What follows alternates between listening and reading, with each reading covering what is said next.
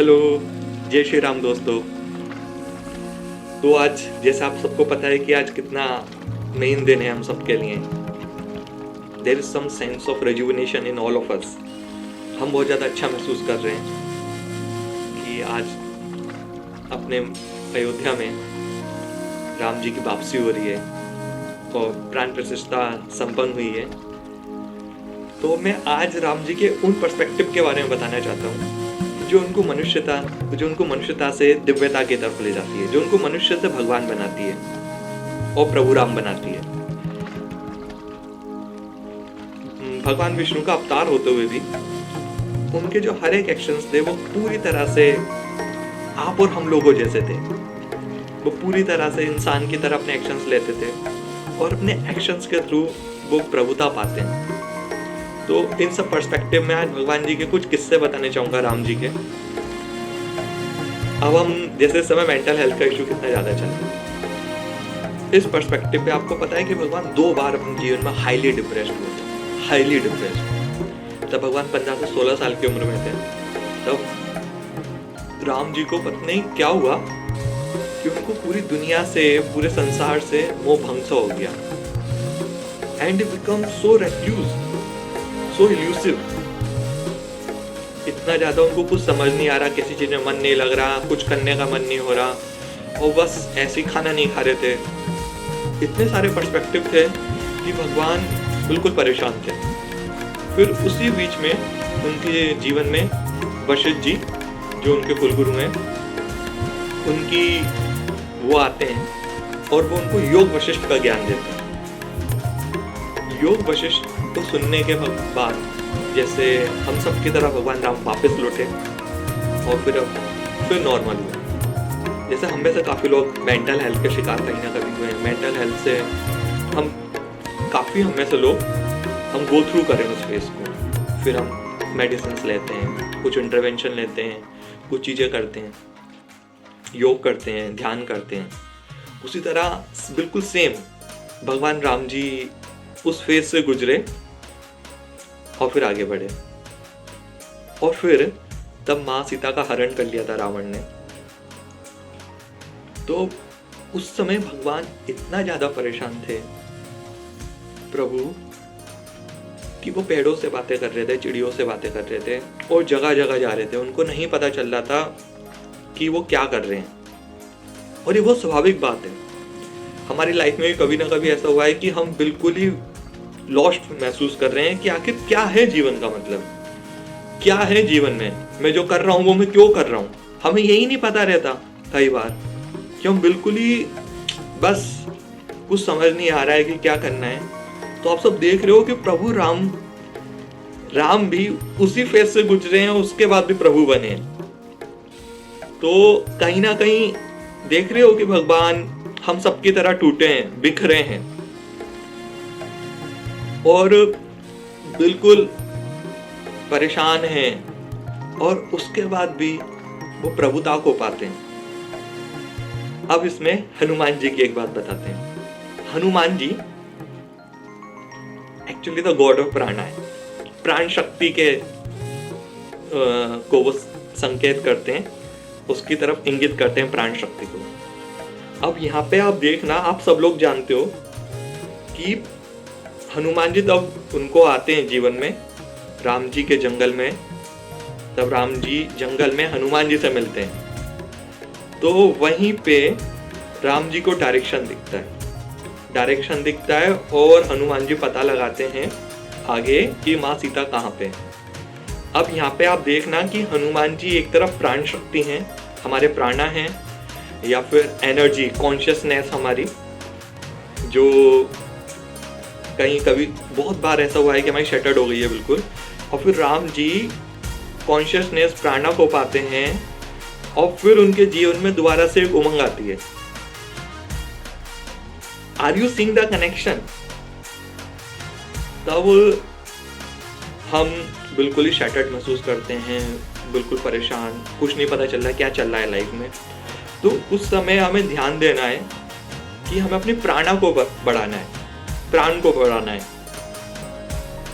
जैसे हम प्राण को बढ़ाएंगे और छोटे छोटे एफर्ट्स करते रहेंगे to do some little effort daily daily daily daily in on constant basis, तो फिर क्लैरिटी अपने आप आ जाएगी।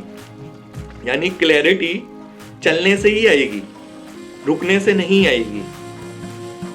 तब भगवान राम हनुमान को पाते हैं, हनुमान जी को पाते हैं, और फिर उनमें क्लैरिटी आती है कि हाँ अब यार ये करना है मेरे को, है ना। वहाँ पे माँ है ना, वहाँ पे अब स्ट्रेटेजी बनाते हैं, देनी थिंग्स स्ट्रेटेजी बनाते हैं कि कैसे करके अब रावण से जंग जीतनी है। जस्ट लाइक ऑल ऑफ अस, कि जैसे हम सब लोग हैं, तो हमें इस चीज से क्या पता चलता है कि हम सबके जीवन में भी दुख है।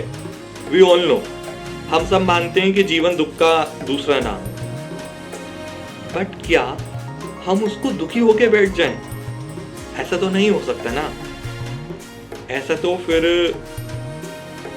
हम अपनी चीजों को नहीं अचीव कर पाएंगे, हम उस सुख को नहीं प्राप्त कर पाएंगे जिसको हम सोचते हैं, जिसके बारे में डिजायर करते हैं और जिसको हमें लगता है। तो हमें क्या करना है यहाँ पे?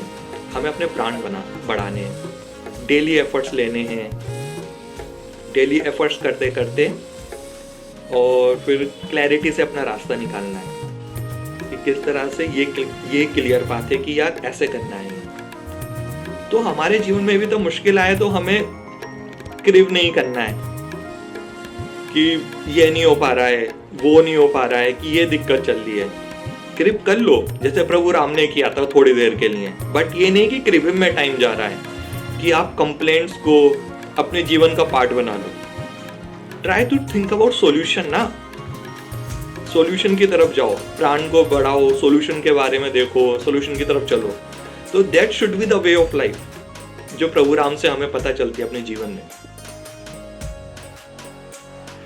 अब भगवान राम के हम सब ये जानते हैं कि वो कितने ज्यादा मर्यादा पुरुषोत्तम के नाम से हम उनको जानते हैं सब, एक। और हर चीज के अंदर जो उनका डिवोशन था, डेडिकेशन था, उनका हर एक रिश्ता, चाहे भाई का,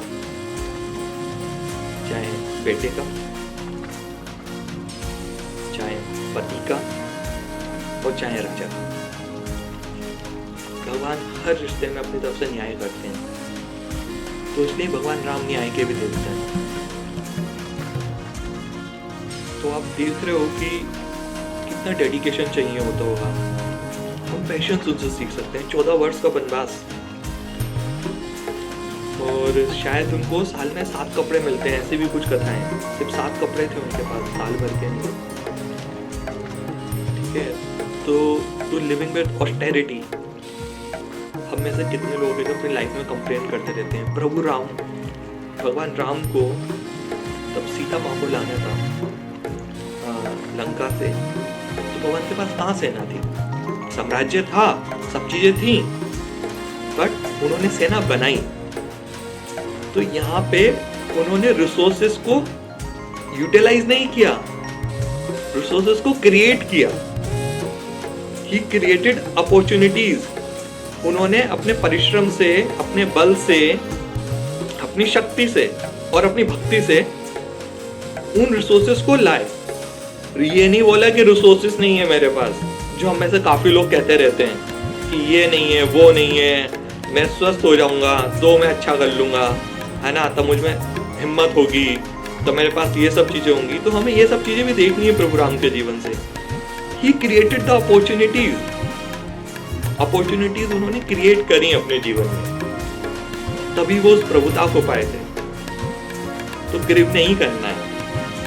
लाइफ में जो आपका सत्य है, उस सत्य को एक्सेप्ट करना है और आगे बढ़ना है। ये हम भगवान राम से बहुत आराम से सीख सकते हैं कि उन्होंने वानर सेना को क्रिएट किया।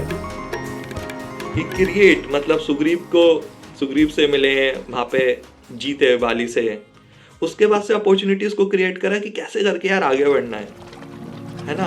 और उनका इंटेंट कितना, सबसे मेन बात इंटेंट, उनका इंटेंट हमेशा प्योर था।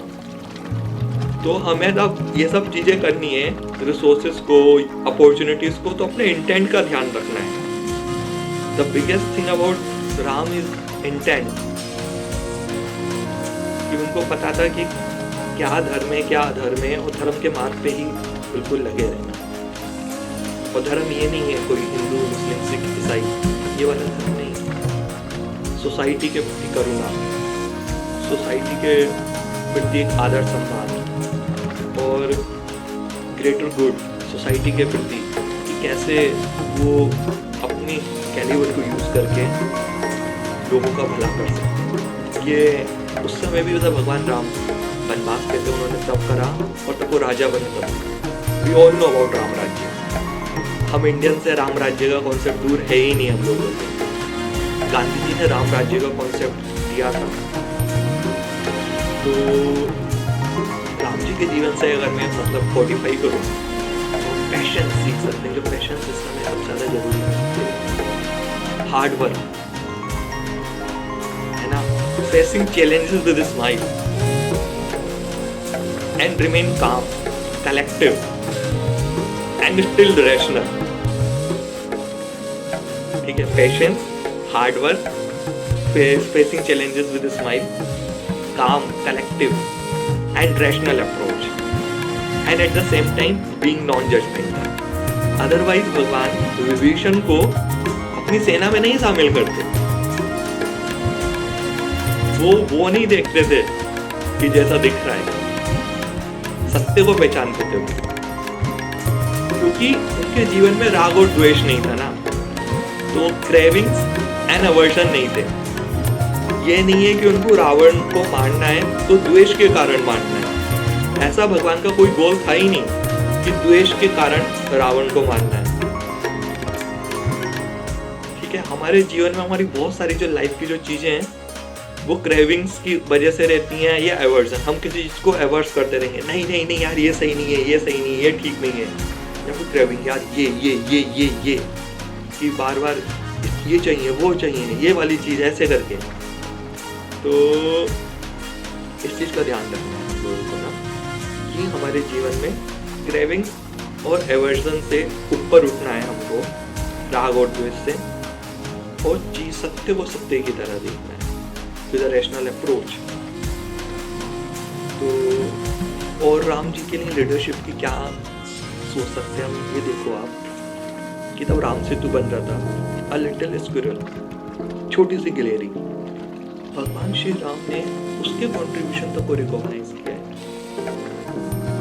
तो इतनी सारी कमियां थी जीवन में, तब वो अपना सबसे बड़ा संघर्ष कर रहे थे, सबसे बड़ा संघर्ष लड़ रहे थे। उसके बाद भी he is grateful for every small thing, for every tiny thing, for every tiny help. तो हमारे भी जीवन में इसी तरह से अप्रोच रखना है कि grateful towards life, grateful for every little thing.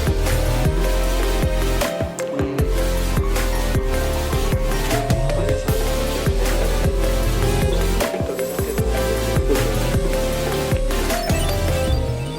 ये है, ऐसे करना है।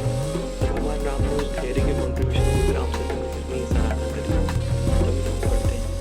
और ये हम सब बेटर तब कर पाएंगे जब मान से अपने प्राण को बढ़ाएंगे, प्राण शक्ति पे ध्यान देंगे।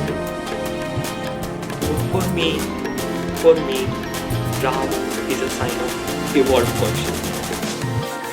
तो हम सब ये पढ़ लेते हैं आज के दिन से, अपनी कॉन्शियसनेस को इवॉल्व करने के लिए ट्राई करेंगे and spread positivity, prosperity in this world। और सबका मंगल चाहेंगे, और जहाँ हो सकता है उस मंगल को करेंगे भी अपनी क्षमता अनुसार पूरा, और अपने आप को इवॉल्व करेंगे। तभी शायद हम जो राम राज्य का कॉन्सेप्ट है गांधी का, उसको भी साकार कर पाएंगे। उस राम राज्य के अंदर हर इंडिविजुअल एक राम है। इसका मतलब है हर इंडिविजुअल इतना कैपेबल है कि वो अपनी सक्सेस प्राप्त कर सकता है जो वो ड्रीम करता है। तो कैपेबिलिटी को बढ़ाना है ना। उसके लिए हम अपने देश में भी योगदान करें उस चीज़ का, किस तरह से हम कंट्रीब्यूट कर सकते हैं नेशन बिल्डिंग के अंदर, जो सबसे ज़रूरी पार्ट है इस समय। तो जहाँ पे हर इंसान, क्योंकि राम उस गरीब के भी उतने ही हैं जितने आप सबसे बड़े अमीर के हैं, सबके हैं राम, ये हम देखते हुए आए। और राम राज्य कैसा प्रॉस्पेरिटी थी, कभी तो हम सब राम राज्य की परिकल्पना करते हैं हमें एक गुड गवर्निंग स्टेट के, तो उसको भी हमें समझना है, सोचना है कि कैसे हम अपने देश में अपना नेशन बिल्डिंग में कंट्रीब्यूट कर सकते हैं। हमें इस क्रेविंग एटीट्यूड से ऐसा वैसे से बाहर निकल के नेशन बिल्डिंग के बारे में देखना है कि यार मेरे पास ये कैपेबिलिटी है, मैं इस तरह से अपने देश को सपोर्ट कर सकता हूँ। तो आई होप कि we all achieve success and have peace in life and be prosperous. तो इसी के साथ